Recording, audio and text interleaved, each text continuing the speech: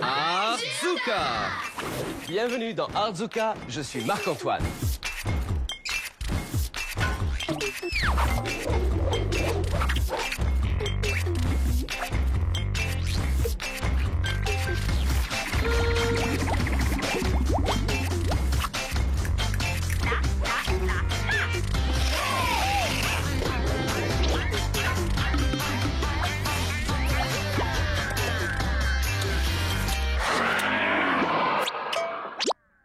Artzuka!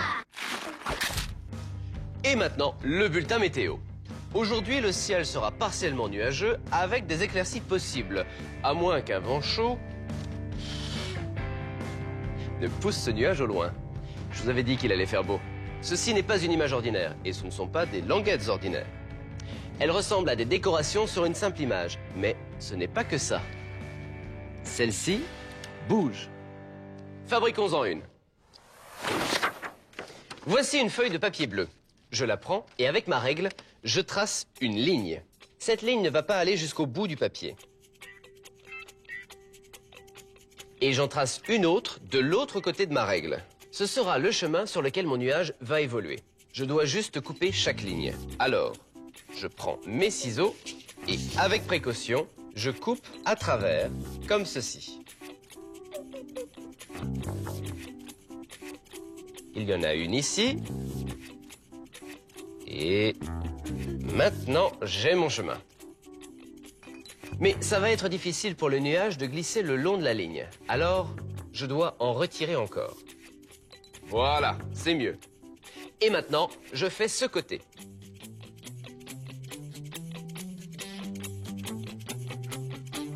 Regardez bien, j'ai fait un nuage pour mon image. Tout ce que j'ai fait, c'est prendre du papier, le couper en forme de nuage, puis j'ai pris du coton et je l'ai collé sur le nuage. Je dois attacher ceci à mon image pour le faire bouger.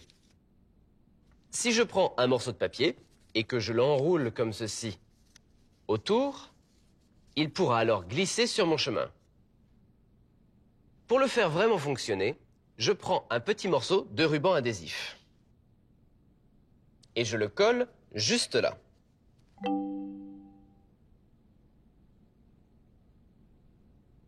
Je colle l'adhésif sur l'extérieur. Ben oui, si la boucle est collée au chemin, elle ne glissera pas. J'ai fait la boucle plus grande que le chemin afin qu'elle puisse bien glisser. Maintenant, j'ai mon nuage. Je prends un autre morceau de ruban adhésif, je fais une petite boucle à l'arrière, et voilà. Je la colle sur la languette. Et maintenant, mon nuage bouge.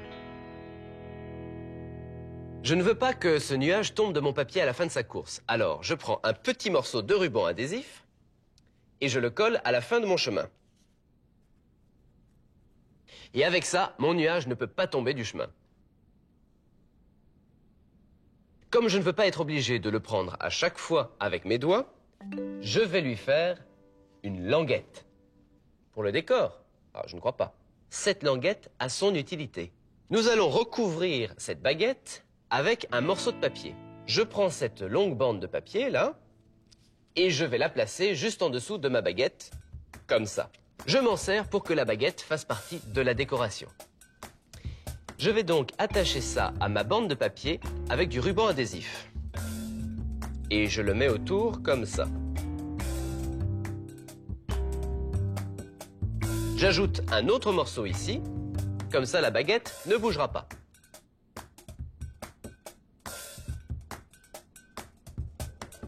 Maintenant, je vais attacher le nuage à la baguette. Je vais tourner cette image de façon à ce que le nuage soit sur l'arrière. Et j'ai ma boucle qui se promène le long du chemin, juste là. Bon, je prends ça et je fais en sorte que le papier ressorte et je l'attache à la boucle. Ensuite, je colle mon adhésif, comme ça. Voilà, ça devrait être bon. Et regardez, il bouge. On ne dirait pas qu'il bouge beaucoup vu de là, mais si on le retourne comme ça, et qu'on place le soleil juste là,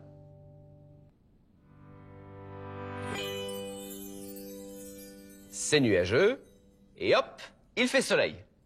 Et encore nuageux. Et de nouveau ensoleillé. Maintenant, regardez celui que j'ai fait. Je vais vous donner le secret de cette image. J'ai installé d'autres choses sur cette image qui bougent dans le même sens. J'ai mis un code couleur à ces languettes. Les languettes bleues sont celles qui sont utiles et les autres sont juste là pour la déco. Il y a 2 autres languettes bleues sur l'image. Vous les voyez? Il y en a une juste là et quand je la bouge, l'arbre danse. On dirait que le vent fait bouger l'arbre. Vous voyez où j'ai mis l'autre languette bleue? La voilà. Et là, le vent souffle vraiment. On le voit. Et... Oups, désolé. Je ne savais pas que vous étiez dans la baignoire.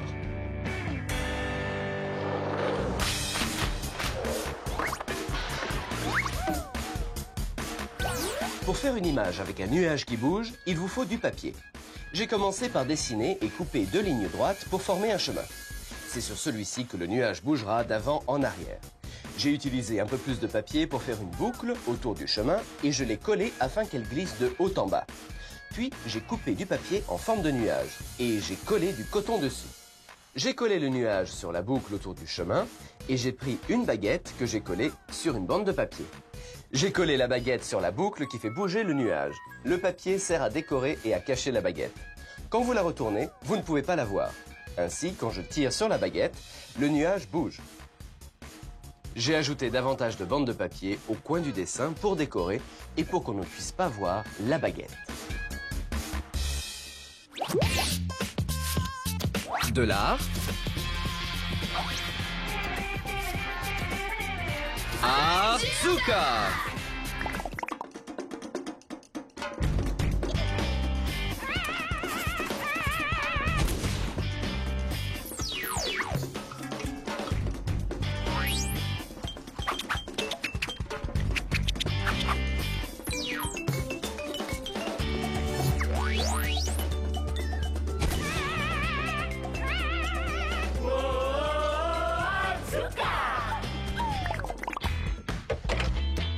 Ok, je sais bien qu'il n'y a pas de monstre dans les placards, mais ça ne peut pas faire de mal d'avoir son propre anti-monstre. On sait jamais. Allez, on va en faire un ensemble. Je vais faire mon anti-monstre en tissu. Pour ça, laissez-moi vous montrer un super truc qui va vous faire gagner beaucoup de temps. Avec des ciseaux, faites une petite découpe dans le haut de votre tissu. Comme ça. J'en fais une ici. Et une autre là. Et maintenant, avec ces petites découpes, on est prêt à déchirer. Et regardez, ça se déchire tout droit. En voilà 2. Et en voilà 3. Je vais faire une grande pile et je vais utiliser des couleurs différentes. Je vais prendre de l'orange, du bleu et du turquoise. Lorsque j'en ai suffisamment, je peux les attacher sur mon cintre. Pour les attacher au cintre, je vais faire un nœud très simple en bas du cintre, comme ceci. Il y en a un là, et j'en fais un second, et cette fois-ci en bleu.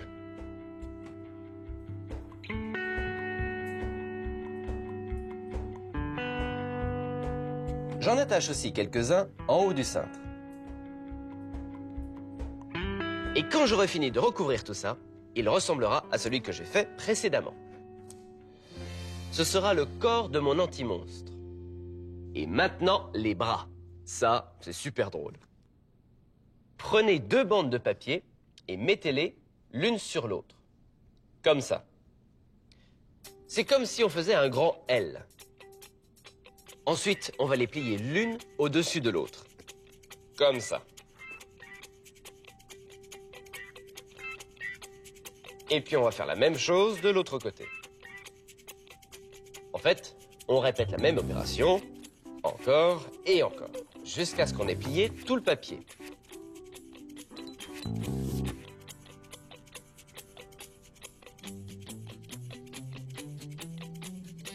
Lorsque j'ai tout plié au maximum, cela ressemblera à celui que j'ai fait auparavant. Maintenant que j'ai mon bras, je peux coller la main au bout. J'ai découpé la forme d'une main dans du papier mousse. et j'y ai attaché des morceaux jaunes pour faire des ongles. Je peux la coller avec de la colle ou du ruban adhésif. Là, je vais utiliser du ruban adhésif, mais si vous voulez vraiment que ça tienne, utilisez de la colle. Et voilà, j'ai une main. Je peux maintenant attacher le bras de mon anti-monstre. Je vais utiliser une agrafeuse. Vous pouvez également utiliser du ruban adhésif ou de la colle.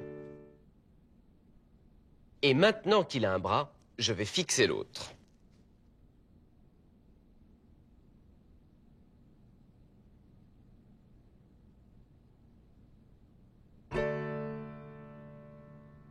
Maintenant que j'ai fixé les bras, je peux commencer à faire son visage.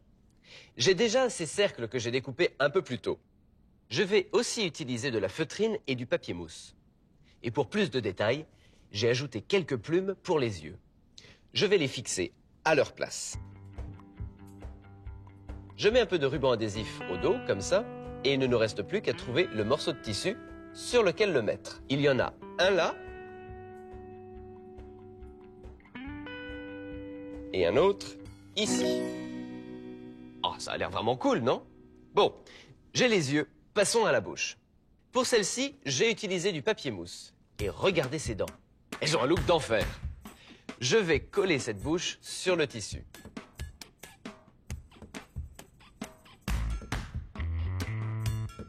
Je pense qu'il y a encore une touche finale à ajouter. Les plumes. J'ai pris quelques-unes de ces plumes colorées, je les ai attachées ensemble et maintenant, je peux les fixer à mon anti-monstre. Il est maintenant prêt à habiter mon placard.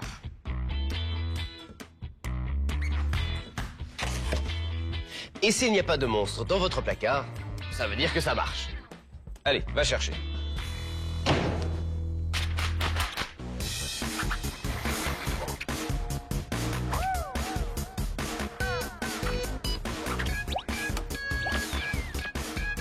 Si vous voulez faire votre propre anti-monstre, il vous faut un cintre et des tissus colorés.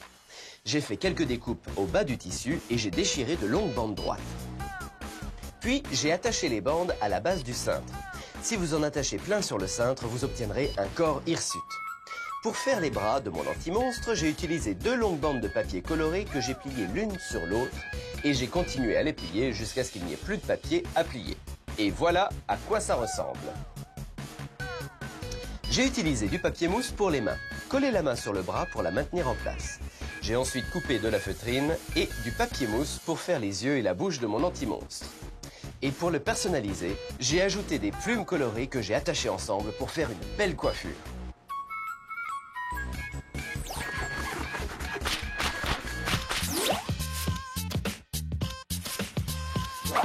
De l'art. Artzuka!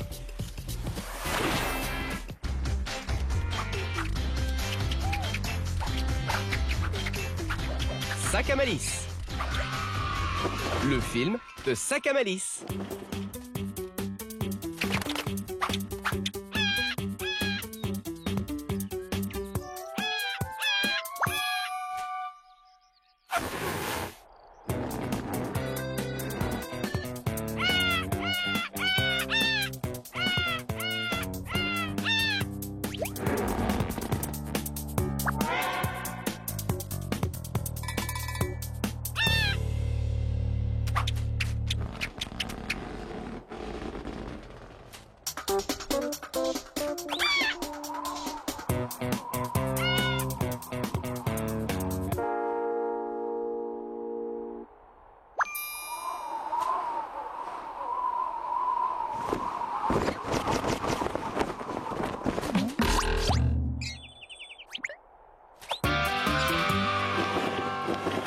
Défi Artzuka. Tiens, j'ai reçu une lettre et c'est Alex qui me l'a envoyée. Salut Marc-Antoine, que peux-tu fabriquer avec des bouchons de bouteilles? Ça, c'est pas facile. Voyons voir quel Artzuka je peux faire. Alors, des bouchons de bouteilles. Je sais ce que je vais faire.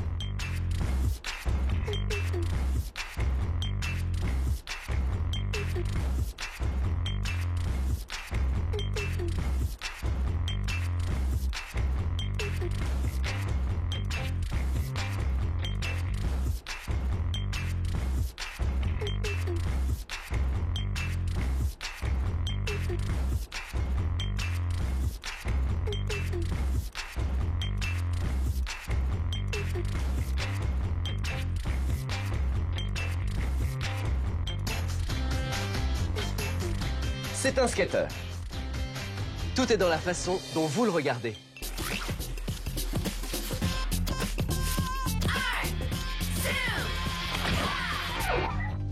J'aime bien regarder les choses et y voir quelque chose de nouveau. Je marchais à travers les bois et je me suis rendu compte qu'il y avait des millions de brindilles. Regardons-les à la manière Artsuka. Celle-ci peut ressembler à une bonne vieille brindille, mais si on la retourne, elle devient une personne. Pouvez-vous voir les jambes et les bras? Mettons-le debout. Je vais utiliser un peu de pâte à modeler pour que notre petit homme brindille puisse tenir sur une jambe. Allez, on essaye. Ah! Je trouve que cette brindille ressemble à une girafe à 3 jambes. Un tout petit peu de pâte à modeler de ma boîte Artsuka l'aidera à se tenir debout. Alors, qu'en pensez-vous? C'est une petite girafe. Qu'avons-nous d'autre là-dedans? Ah, voilà. Celle-là a 3 jambes aussi. Et j'adore ce long cou.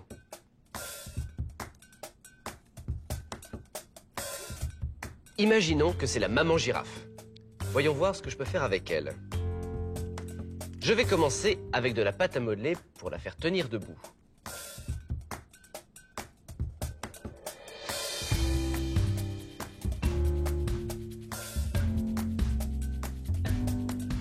Et peut-être qu'on pourrait lui faire une tête.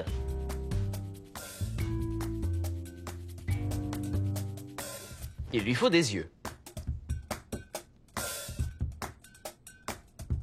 Je vais utiliser de la pâte à modeler pour les yeux. Jaune et marron avec une pupille noire au milieu.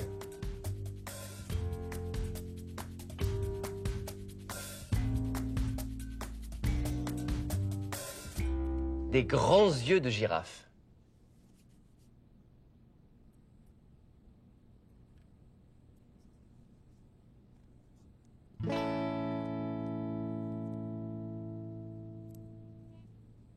Je crois que je vais lui faire des oreilles aussi. Et ses cure-dents vont faire l'affaire. Elle a besoin de cornes. Des cotons-tiges coupés en deux font d'excellentes cornes de girafe. Et maintenant, les narines. Quelques trous avec mon crayon. Et les voilà.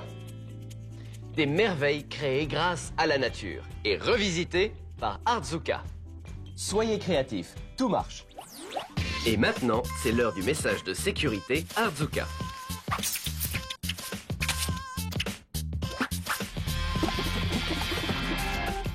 Souvenez-vous, quand vous utilisez des patates comme tampon encreur, ne tamponnez pas votre animal de compagnie.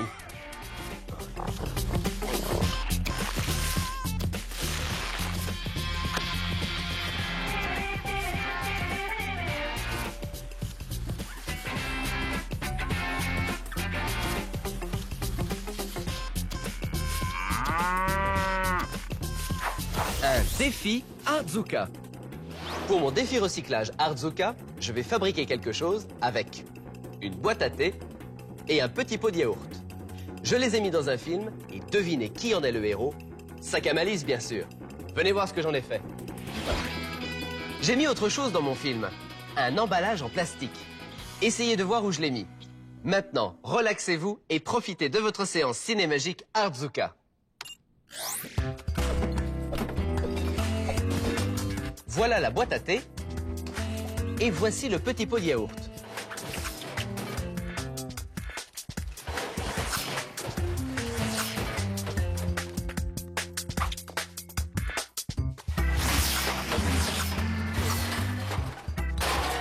Vous pouvez deviner ce que ça va être?